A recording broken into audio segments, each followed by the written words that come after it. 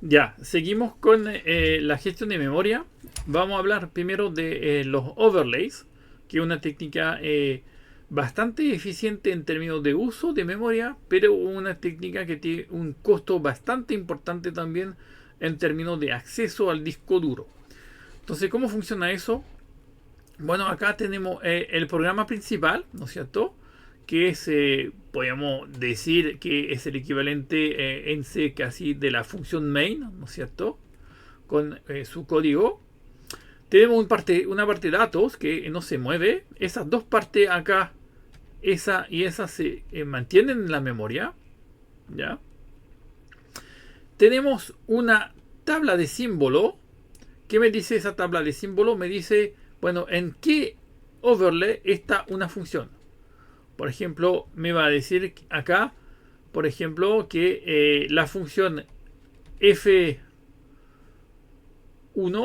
con, bueno, argumentos, ¿no es cierto? Se encuentra esa función en el overlay 1, que la función f2 se encuentra en el overlay 3, etcétera. Eso es lo que me dice esa tabla de símbolo y va a permitir al sistema operativo y al el código que está acá de manejo de overlays de justamente cargar el overlay que corresponde cuando vamos a llamar a una función en particular. ¿Ok? Entonces acá hay una serie de enlaces que hace que me dice, bueno, esa función F1, bueno, al final está acá en la parte de memoria que cargamos en ese espacio para overlays. Entonces cada programa tiene un espacio acá para cargar overlays. Es un espacio de tamaño limitado. No podemos ponerle más de lo que está disponible. Entonces cualquier overlay acá que están acá deben caber en ese espacio de memoria. Hay una restricción bastante importante en los overlays. Puedo tener funciones que se llaman entre ellas en el mismo overlay. Entonces en el overlay 1, por ejemplo, puedo tener la función F1 que llama a otra función de ese overlay que llaman a otra función del mismo overlay. ¿Ok? Pero lo que no podemos hacer es tener funciones que se llaman de un overlay a otro. ¿Por qué? Porque va a ser imposible. Porque es imposible tener esos dos overlays en la memoria al mismo tiempo. Entonces, todas las funciones deben ser internas a un overlay.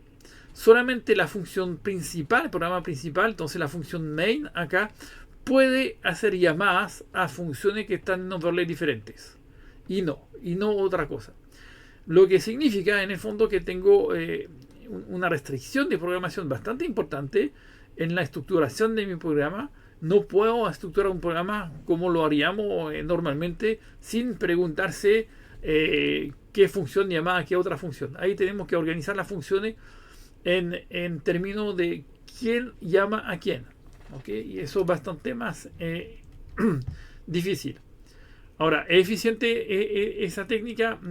No mucho, porque justamente cuando vamos a cargar un overlay más pequeño que la zona disponible, vamos a perder un pedazo de memoria. No podemos usar más memoria que esa, es sumamente complicado y es muy complicado para tener asignación dinámica de memoria. Entonces, vamos a pasar a otro modelo que se llama la asignación continua de memoria o lineal,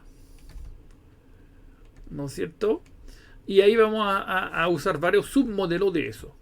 Entonces, ¿en qué consiste eso? Consiste en asignar una zona de memoria contigua a un proceso como su espacio de trabajo. Entonces el proceso va a ocupar una sola zona para su código, sus variables y también la memoria dinámica que eventualmente puede necesitar. Para hacer eso vamos a necesitar un mecanismo hardware para hacer la famosa traslación de la dirección lógica de ese proceso a la dirección física, ¿no es cierto?, en la RAM. ¿Ok? Eso se llama una MMU simple porque si no hacemos ningún control de acceso, solamente una traslación de dirección lógica física, es una MMU que vamos a ver hace solamente una suma. Y si necesitamos un mecanismo de control para evitar lo que se llama el desbordamiento de un proceso hacia otro proceso, vamos a necesitar una MMU con control que va a permitir evitar que un proceso entre en una zona que no le pertenece. Entonces, la asignación contigua con ese mecanismo hardware permite una gestión rápida de las direcciones de memoria. Entonces, la traslación de dirección de memoria va a ser muy rápida. ¿Por qué? Porque se hace por hardware y no por software. Y vamos a ver que la gran ventaja de eso es que podemos hacer una reubicación muy fácil del proceso en la memoria. Por ejemplo, cuando vamos a hacer una operación de swap out y después de swap in, va a ser bastante más fácil hacerlo porque vamos a poder reubicar cuando cargamos de nuevo su proceso en cualquier lugar de la memoria y eso no va a afectar para nada ese proceso y su ejecución.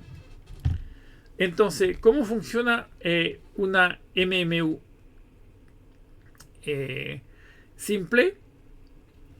Tenemos una dirección de memoria acá, inicial, ¿no es cierto? Si el procesador está en modo sistema, ¿se acuerdan que dijimos que existían dos modos en un procesador en la parte de interfaz de proceso? Un modo sistema y un modo usuario. En modo sistema el procesador tiene acceso, o el código que se ejecuta tiene acceso a todas las instrucciones de ese procesador, incluyendo las instrucciones que se llaman privilegiadas. Pero también en ese modo, ¿se acuerdan que dijimos que el procesador tiene acceso directamente a la RAM a través de la dirección física, sin traslación? Entonces, si estamos en modo sistema, ¿qué hace la MMU?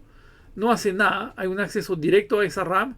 La dirección de memoria que entra acá pasa directamente acá a la entrada de la RAM. Ninguna modificación. Y si estamos en modo usuario, entonces acá estamos en modo usuario del procesador. ¿Qué va a pasar? Hay una traducción de esa dirección de memoria. A esa dirección de memoria que entras aquí le vamos a agregar el valor que está en un registro que se llama el registro base, que va a determinar dónde empieza en la memoria física ese proceso. Vamos a hacer el cálculo base más lo que se llama el offset. El offset es esa dirección de memoria, ¿ya? ¿Por qué se llama un offset? Porque gracias a eso vamos a suponer que si eso es la memoria, ¿no es cierto? Si ahí voy a dibujar la memoria así, empieza a 0 y va hasta un valor n. Acá va a empezar mi proceso. Eso es la base, la dirección base de mi proceso, ¿no es cierto?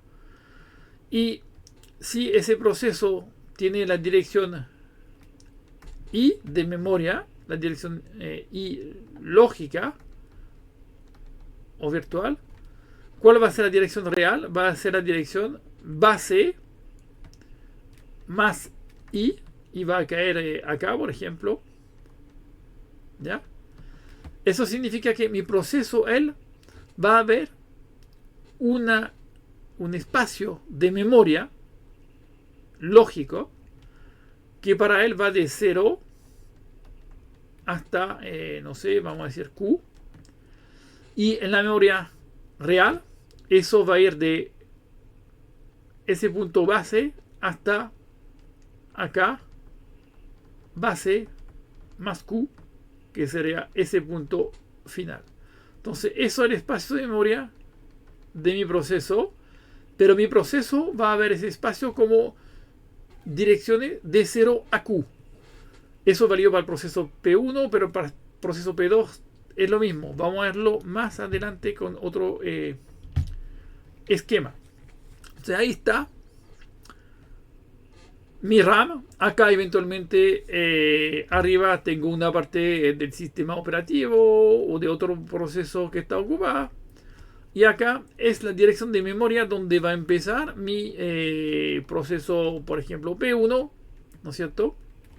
ese proceso P1 va a usar direcciones de memoria de 0 hacia Q, pero como el sistema operativo asignó esa zona, por ejemplo, vamos a decir, esta zona para mi proceso, sus direcciones reales en la RAM son el registro base, entonces ese punto acá, más la dirección lógica, el offset que tiene ese proceso. Entonces, esa dirección que viene acá, en el fondo, es base, ¿no es cierto? Más la dirección I. Y eso va hasta el final, que es en el fondo base más Q, que sería la dirección física final en la RAM. Entonces, para mi proceso es fantástico porque él va a manipular direcciones de memoria que siempre van de 0 a algo, Q, valor máximo, pero no siempre va a estar ubicado físicamente en el mismo lugar en la memoria física, en la RAM, y ese mecanismo de MMU con ese registro base y ese offset va a permitir ubicar realmente, calcular realmente la dirección real donde está ese proceso en la memoria. Entonces, si tenemos para ese proceso el registro PC, el program counter, que vale J, por ejemplo, y J va a pertenecer a un intervalo que es 0 hasta Q. Cuando vamos a hacer el famoso fetch de la instrucción, vamos allá a leer la instrucción que está en la dirección PC. Eso ya va a provocar por la MMU un cálculo de PC más el registro base, y ahí vamos a llegar en la RAM a la dirección física que corresponde para este proceso. ¿Ok? Y ahí en este momento vamos a hacer el PC más 4, etcétera. Virtualmente la dirección PC aumenta en ese intervalo, pero físicamente aumenta en otro intervalo que está en la RAM. ¿Ok? ¿Cuál es la gran ventaja de eso? Bueno, el sistema operativo en la estructura task, ¿se acuerdan? Va a mantener para cada proceso cuál es su registro base, ¿no es cierto? Y ahí nos va a permitir, cuando hacemos la conmutación de tarea, cambiar de registro base para el nuevo proceso, cambiar el valor de ese registro en el procesador. Entonces, por ejemplo, puedo tener acá ubicado un proceso P2, su base, bueno, empieza acá, ¿no es cierto? Y cuando vamos a hacer la conmutación de tarea entre P1 y P2, ¿qué va a hacer el sistema operativo? Bueno, va a cambiar el valor del registro base para que pase de ese valor a este antes de retornar al nuevo proceso, y ahí ese nuevo proceso se va a mover virtualmente entre 0 y P, por ejemplo, y físicamente entra ese valor de base y este valor ahí que es su zona que le corresponde. Ventaja de eso: si hacemos un swapping, podemos perfectamente hacer un swap out de P2 porque necesitamos memoria, y después reubicar, cuando lo cargamos de nuevo P2, reubicarlo en una zona diferente. Eso no va a tener ninguna importancia porque para P2 las direcciones de memoria siguen siendo iguales entre 0 y P, y las direcciones reales sí van a cambiar en función del nuevo registro base que será a ese nivel. Entonces, esa es una gran ventaja porque permite hacer una gestión transparente de memoria para el proceso. El proceso va a haber siempre la misma dirección de memoria, pero físicamente sí van a estar totalmente diferentes.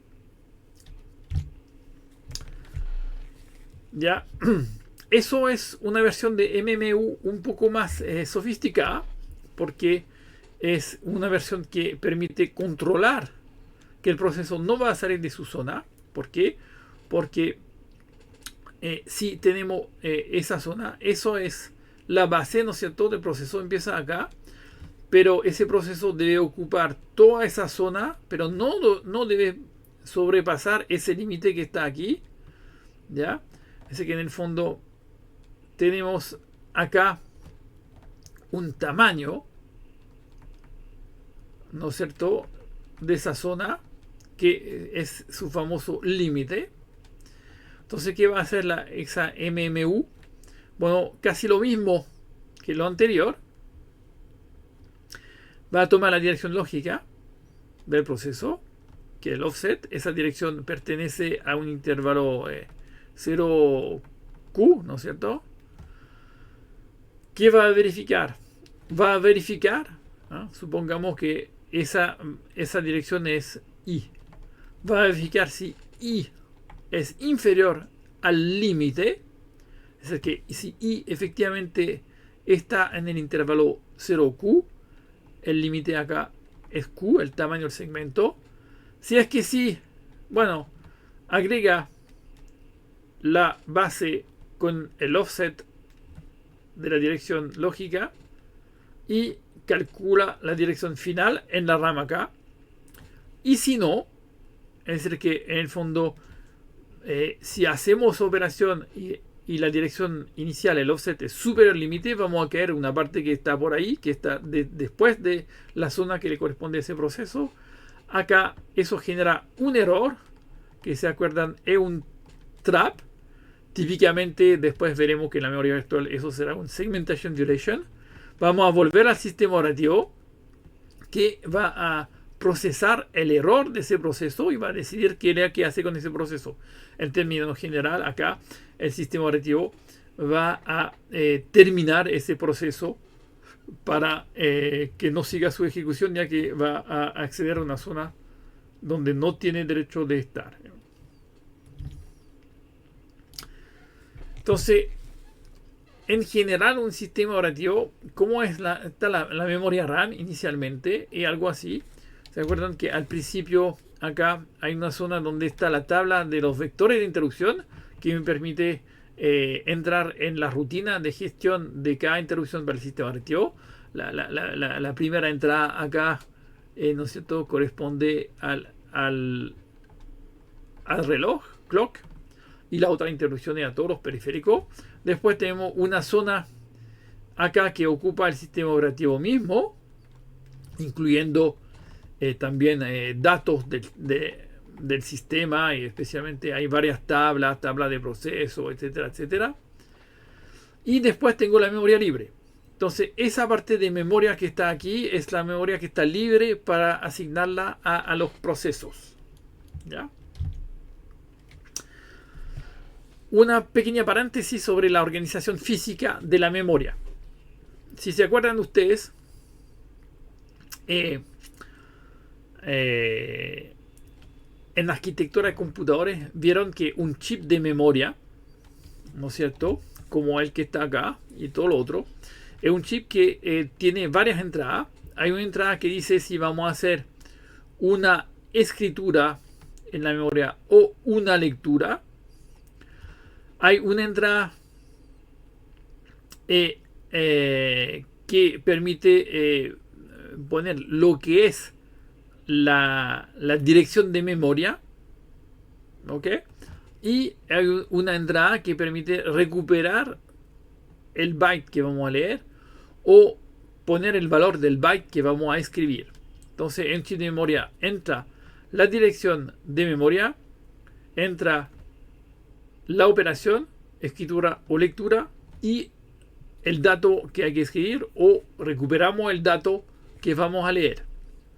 Ahora, un chip de memoria siempre almacena un byte. ¿Ya? Ese chip, la memoria se lee byte por byte. ¿Ok? Si tomamos la RAM globalmente, si tenemos la RAM globalmente, va a ir de la dirección 0 a la dirección N. Si almacenamos las direcciones de memoria de 0 a N de forma totalmente lineal, es decir, que el byte 0, tenemos el byte 0, el byte 1, el 2, el 3, el 4, etc. Si almacenamos el 0 en este chip de memoria, el 1 en este mismo Mismo chip acá, el byte 0, el 1, el 2, el 3, etcétera, hasta que se llene eso y vamos después al chip, al segundo, para almacenar el byte n, el n más 1, n más 2, etcétera, eh, eh, va a ser totalmente ineficiente. ¿Por qué totalmente ineficiente? Porque para leer, por ejemplo, 32 bits, ¿no es cierto? Tendríamos que hacer 4 accesos a la memoria, porque ese chip de memoria solamente puede hacer una operación a la vez, entonces puede hacer una lectura, y para leer 4 bytes consecutivos tendríamos que hacer 4 lecturas consecutivas, y eso es totalmente ineficiente. Entonces, ¿qué vamos a hacer? En un sistema 32 bits, por ejemplo, los bytes, las memorias, se almacenan de otra forma. Vamos a poner el byte 0 en el primer chip de memoria, el byte 2 va en el segundo chip, el byte 1, el byte 2 en el tercero y el 3, que son los 4 primeros, en el último. ¿Por qué? Porque ahí, con eso, la MMU, el procesador, va a poder leer esos 4 bytes que están en 4 circuitos diferentes de forma concurrente. Eso significa al mismo tiempo. Y entonces vamos a leer esos 32 bits de una sola vez con un solo acceso y no con 4. Y eso es bastante más eficiente que tener los bytes consecutivos en la RAM. Ahora, para el procesador, los procesos, eso es totalmente transparente, porque el proceso no tiene que saber cómo está organizado físicamente en los chips de memoria. Entonces ahí también, a lo mejor algunos de ustedes escucharon hablar del Dual Channel en los procesadores 32 bits, pero existe para los 64 también, donde tenemos, en mi computador tengo 2 placas de memoria, la placa 0 acá y la placa 1, con varios chips en cada placa. Y eso va a generar una organización siguiente a la memoria. Los 4 primeros bytes acá van a estar en la placa 1, los 4 siguientes en la placa 2. ¿Cuál es la ventaja de eso? Bueno, en un procesador, por ejemplo, 64 bits o un procesador 32 bits que tiene algunos registros 64 bits, podemos leer 64 bits de una sola vez. Es decir, los 32 primero en la primera placa, los 32 siguiente en la segunda placa. Conclusión, en un computador, por ejemplo, si quieren poner en total 8 GB de memoria, es mucho mejor ponerle 2 placas de 4 GB de RAM que una sola de 8 GB. Porque una sola de 8 GB vamos a tener una organización en donde vamos a ser capaz de leer solamente 32 bits a la vez. Y si tengo una organización con 2 placas, vamos a ser capaz de leer esos 64 bits, ¿no es cierto?, de una sola vez. Entonces, mucho más eficiente, aunque sea un poco más caro la solución ¿no es cierto?, de 2 placas, que una va a ser bastante más eficiente en términos de hardware. ¿Ok? Entonces, la solución, ¿se acuerda de los overlays? No era muy eficiente. Vamos a ver una solución simple que se llama las particiones fijas, donde tenemos en el sistema varias particiones. ¿Por qué se llama particiones fijas? Porque tenemos, sí, particiones de tamaños diferentes en mi sistema. Entonces tenemos ahí la zona de vectores de interrupciones, la zona ocupada por el sistema operativo, y después el resto de la RAM, que está aquí, que está libre, la vamos a cortar en particiones, en pedazos de RAM de tamaños diferentes, pero los tamaños son fijos. Es decir, que tengo una cierta cantidad de particiones de 8 kilobytes, una cierta cantidad de particiones de 16 kilobytes, 32, 128, bueno, etcétera, y puede ser más grande aún. Entonces, tengo varias particiones, pero cada tipo de partición es de tamaño fijo, y tengo una cierta cantidad de particiones de cada tamaño. ¿Ok? Entonces, ¿por qué Es interesante eso. Bueno, un poco más eficiente que los overlay. Porque si por ejemplo tengo un proceso P1 que necesita 4 kilobytes de memoria para ejecutarse, bueno, le podemos asignar acá una partición de 8 kilobytes. Aquí entra, entonces no hay problema. Si tengo un proceso P2 que necesita, por ejemplo, 30 kilobytes para ejecutarse, ese puede entrar perfectamente en una partición de 32 kilobytes, ¿no es cierto? Problema, bueno, acá nos demos cuenta de dos cosas. En los dos casos, P1 y P2, no vamos a usar la partición completa inicialmente. Entonces, ese que usa 4 kilobytes acá, ¿no es cierto? De los 8 kilobytes de la partición, solamente va a usar 4. Lo que significa que me sobran 4 kilobytes, ¿no es cierto? Esos 4 kilobytes que me sobran se llaman una fragmentación interna, ¿no es cierto? Porque interna, porque es adentro de esa partición que tengo esa fragmentación, no voy a usar esta memoria.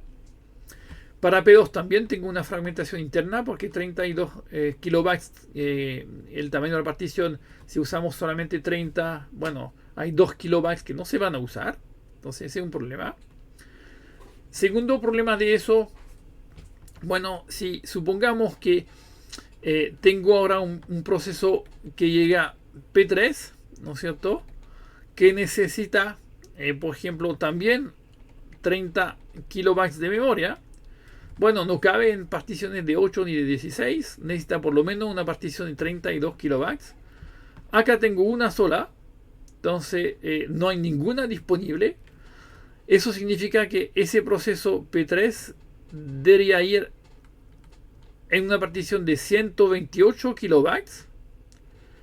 Va a funcionar, se va a ejecutar, pero en este caso voy a perder bastante memoria porque hay una gran diferencia entre 30 y 128 kilobytes. Es decir, que eso va a generar una fragmentación importante interna de la memoria. ¿Ok? Y podríamos llegar perfectamente a un caso donde un proceso de 30 kilobytes tengo que ponerlo en una partición de varios megabytes. Si se va a ejecutar, la vamos a ejecutar rápidamente, pero vamos a perder mucha memoria haciendo eso. ¿Ok? Y el último problema, ¿no es cierto?, es la asignación dinámica de memoria. ¿Por qué la asignación dinámica? Porque si tengo mi proceso acá P1 que es de 4 kilobytes y que inicialmente entra perfectamente en una zona de 8 kilobytes, ¿no es cierto? Si de repente ese proceso hace un malloc, por ejemplo, de 10 kilobytes, bueno, en su partición de 8 kilobytes me quedan solamente 4 libres, no puedo asignarle 10 kilobytes adicional. Entonces, ¿qué pasa en este caso? Bueno, existen dos políticas, o bueno, no se puede y punto, y el proceso se va a terminar con error, o hay que cambiar ese proceso de partición para ponerlo en una partición más grande, por ejemplo, una de 16 o de 32 kilobytes si hay alguna partición libre. Problema de eso se puede repetir varias veces y varias veces podemos tener que mover ese proceso de una partición a otra. Y en este caso hay un costo obviamente asociado a eso que vamos a ver más adelante. Es un costo no menor de mover proceso en la memoria. Entonces, concretamente, no es un modelo tan bueno si lo evaluamos un poco. Si el proceso no ocupa toda la memoria, bueno, hay una fragmentación interna. ¿Ok? Eso ya lo vimos. Pero también existe el caso donde si existen particiones libres, pero en esa partición no calza ningún proceso nuevo. Así que tengo particiones libres de 8, de 16 kilobytes y nada más.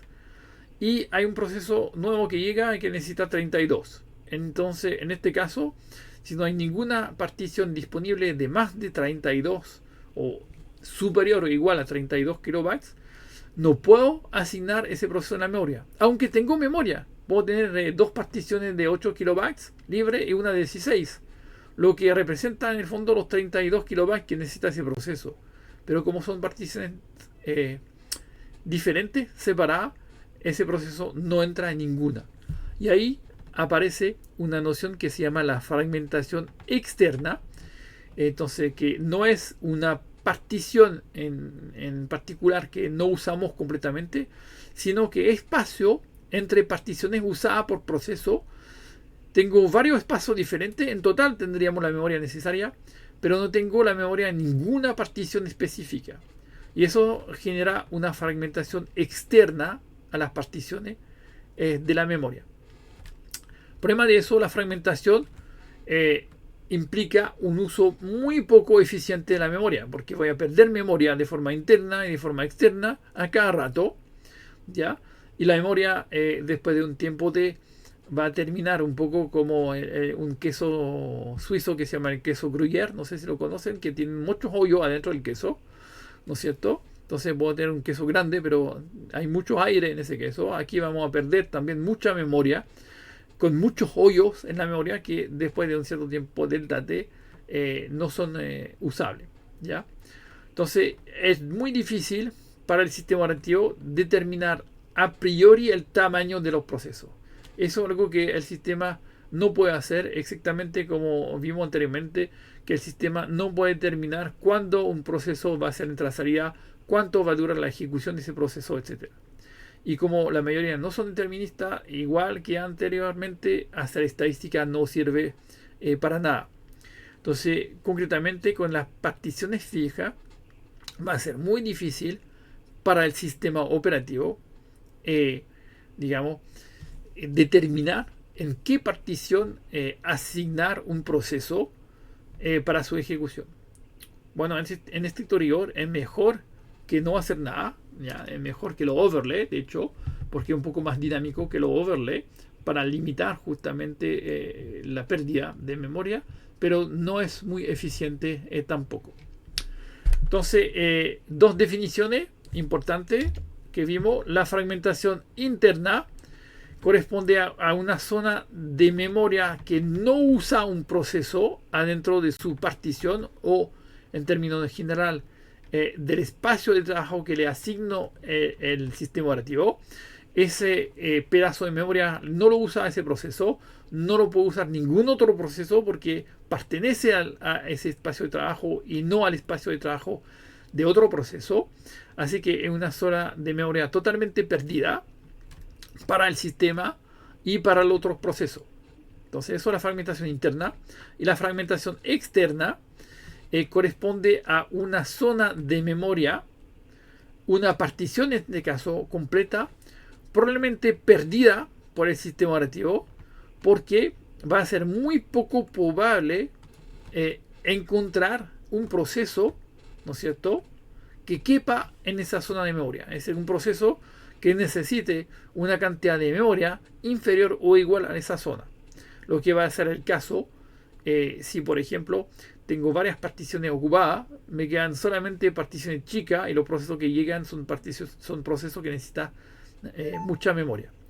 Además, es aún peor la fragmentación externa e interna, cuando el sistema operativo va a empezar a poner procesos pequeños en particiones grandes porque no le queda ninguna partición pequeña disponible. En este caso vamos a generar una fragmentación interna mayor y también una fragmentación externa mayor, porque aún más vamos a tener particiones chicas que no podemos asignar a ningún proceso.